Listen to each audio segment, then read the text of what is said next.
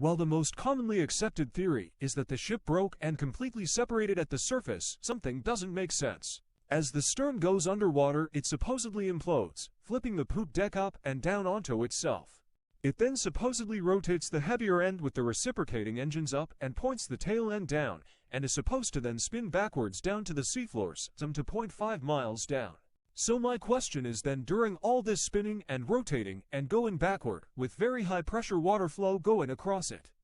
why did the weakened and broken poop deck not flip back and or break off? So you're telling me water flow can rip off all these super big heavy structures and chunks of the ship, but it can't bend an already weakened and broken thin sheet of metal and wood back? This is where I tend to lean more towards a much lower full separation of the ship, as it would explain the lack of distance between the two sections and other aspects of the two wreck sections, such as a majority of the debris being clustered near the stern, as I would predict most of it came off as it made its first big turn after fully separating, with the debris landing near the stern section with the stern coming down at the end of the spin. But for an almost 1,000-foot-long ship to break in half and fall 2.5 miles down to the seafloor to land only 600 meters apart just doesn't seem that far to me.